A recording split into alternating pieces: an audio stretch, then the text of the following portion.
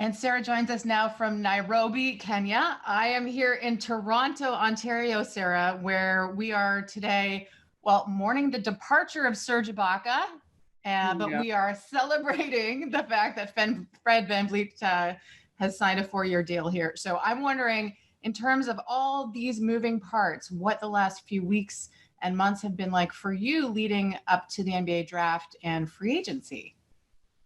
Well, it's always a very, very busy time of the year, and especially the folks that are down in Toronto and, you know, everybody that's just, around all of, the contribution to us getting to the point where Malachi Flynn is now part of the team and, all the movement. Well, I want to talk about your impact and how you got here. Your journey is an incredible one. How did basketball find its way into your life? So growing up in Sudan, I had never really even heard of sports, to be honest. I was just, going with the flow. There were gender roles that were in place that sometimes just really limited your imagination and engagement in sports. And girls were not allowed to be in shorts. The country was under Sharia law, but my family has always been education focused. And so they always pursue different opportunities to be able to further their education. And they were able to get a scholarship to Nairobi, Kenya. So this is where I started playing basketball, and I started at the age of 17 and just fell in love with the game because it was a safe haven for me. I forgot about everything that was going on at the time for the 2 hours that I was on the court. It was all about that place. I zoned in. It really gave me joy, and it was just a time to share with teammates, to learn from the coach and learn from each other, and just interpersonal skills developed as well. So Kenya is where I really learned everything about basketball. First, even heard about basketball. Yeah. And so you end up playing at college in the United States. What did you want to do with basketball? Where did you see yourself? To be honest, it was just at the time a safe haven for me, coming from South Sudan, a civil war, to a peaceful place where you can actually enjoy sports. So it was first generation sports lady in my family. So I didn't even know where I was going to go with this. But I'm just really happy that I had supportive family. They really pushed me to do whatever it was that at the time it was just really just having fun and supporting my team and learning as much as I can. That was how it all started out, just with a passion and um, the insatiable thirst to want to learn more and more. You go to school in the States, you end up playing in Europe. Presumably you could have settled pretty much wherever you wanted, but you had a drive to return to Africa. Why?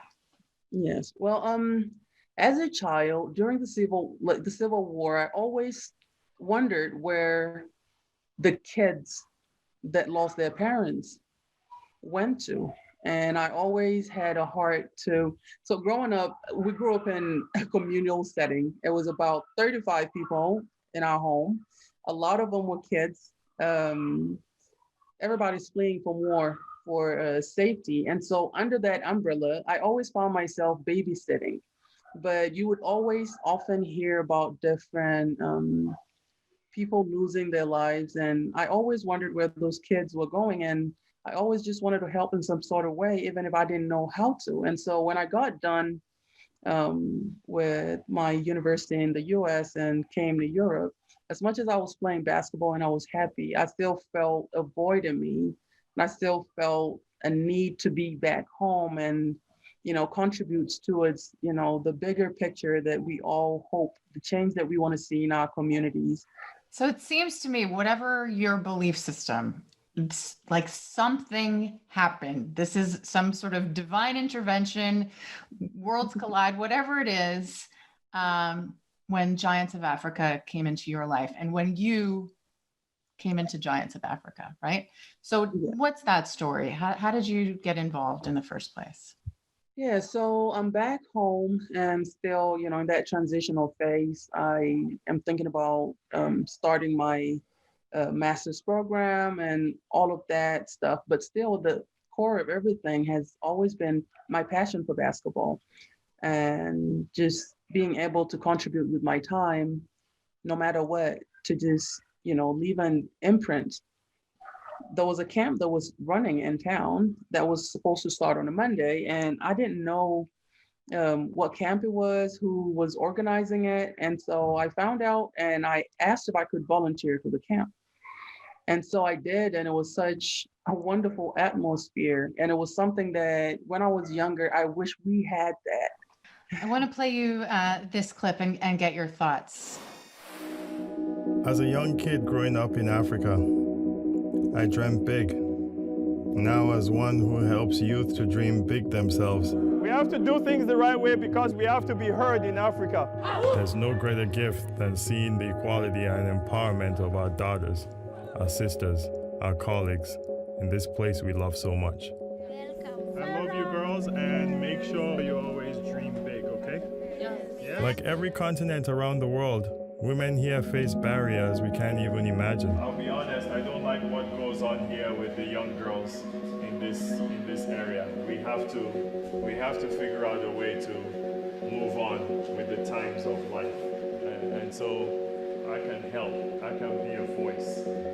But these same incredible women have turned their obstacles into springboards of achievement. Never behind, always equal. For a great man can only shine with a great woman beside him. Never behind, always equal. Sarah, what does that mean to you?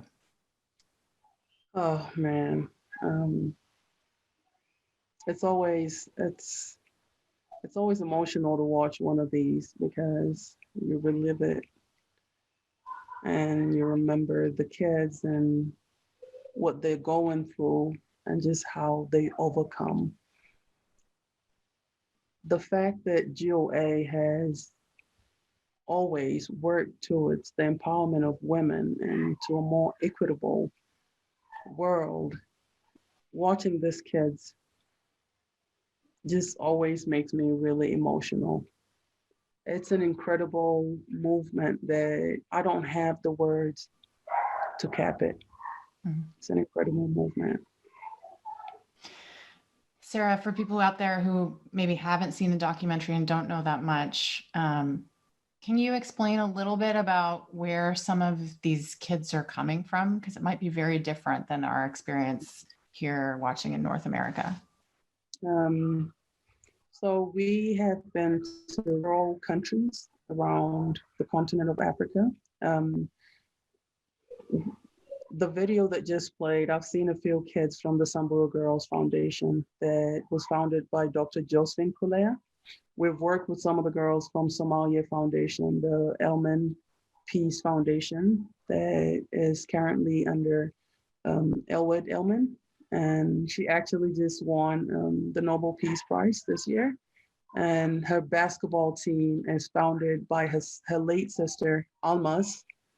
And they are rescuing kids from different backgrounds and mainly sexual and gender-based violence survivors. And they have created a warehouse and safe space for all these children to come together and make what they know they want their future to be. They're changing the trajectory of the kids in their communities, and that's in turn changing their nation. And to have this amazing young women do this incredibly tremendous service to their communities, it's more inspirational for us to be a part of everything that everybody else is doing. Sarah, when you use a phrase like sport or basketball can change lives, this is what we're talking about, right? Yes, it is. Sports is more than a unifier. It is the change that we all want to see. It's transformative. It really is. Yeah. So your chance meeting with GOA and with Masai specifically has now informed your life's path, which is absolutely incredible and put you in a position to really affect change. Tell me about meeting Masai for the first time. What do you remember?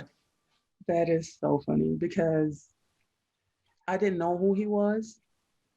And Masai is such a humble, amazing human being. So he was just like one of the coaches.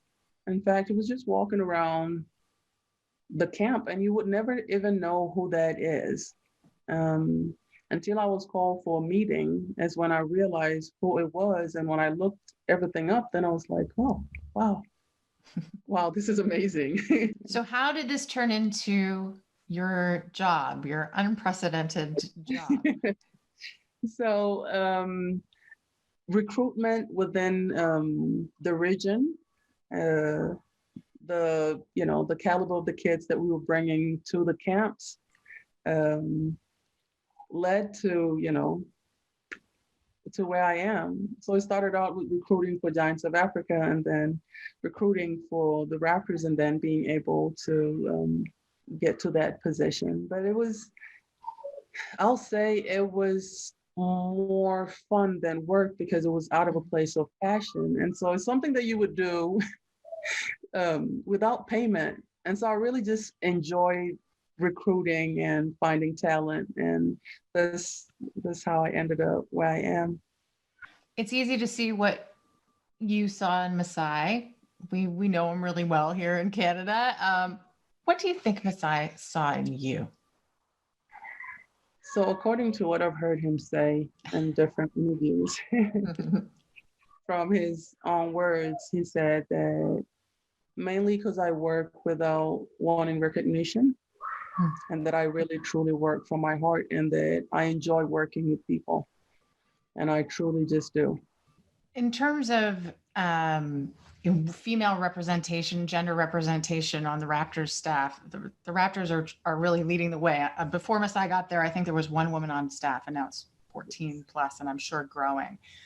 Why do you think that's important to this organization? Women are phenomenal. Women are phenomenal. Do the job just as good as anybody else. And that representation in itself is so powerful. The next generation needs to see themselves in those positions. So for women to continue to claim their place on the table and contribute to its decision making is very, very key to, collectively making this world a better place. So I'm really, really proud of the Raptors and GOA as a whole for the direction that they've taken and, just for the exemplary goals that they have set for everybody else to follow. Well, Sarah, you as a role model, I mean, you're like a beacon. How seriously do you take that role? So I don't have words to say how serious I take it. However, South Sudan until today, if I'm in shorts, people look at me twice. And sometimes I'm asked if I'm a woman or a man because they just cannot think beyond how a woman has shorts in public and feeling that comfortable and confident. But every time I step out, it's a statement that I'm making. Every time I step out, there's a child that will see me and wonder, who is that? And if they've ever had any idea of what sports are like or wanted to join, that kid might want to join a sport. And I'm seeing a whole lot of different girls now playing soccer and more joining basketball, and not just in South Sudan, but just in Africa and the world. Every little girl deserves a chance to get involved in some sports. And for me, it's more than I can ask for. It's more than purpose. It's life. So I take it with all seriousness that some child somewhere would look at me and see that they too can do it. It's all about passion. Sarah, this has been really touching for me. This has really been beautiful to speak with you. I'm going to leave you with one last question. We leave all of our guests with this, and that is, what is your advice to a young Sarah Chan if you were talking to yourself? If I was talking to myself, I would say, don't give up. Challenges don't define us. You can always overcome. Nobody has to believe in you. Believe in yourself and keep it moving. Keep looking inward, because everything that is in store for your future comes from in there. It's already in your DNA. So just keep pushing. Keep your head up. It's not going to be easy, but it's going to be worth it. Keep following your heart. Life is not always rosy, but deep within you is that beautiful gift that each and every one of us has, and that can impact the world and make it a better place, that can only come from you as an individual, and to every other child out there that is listening, that you are uniquely gifted. Don't waste your time trying to fit in different places. Just follow your heart, follow your passion. And just like that little girl, Sarah kept looking up and tried to keep her head afloat, despite it all, that someday opportunity and passion do meet and something comes of it. Just keep going. You never give up. You just keep going. Sarah, the world is blessed to have you, and I'm very grateful for this. Thank you so much. Thank you so much for this platform.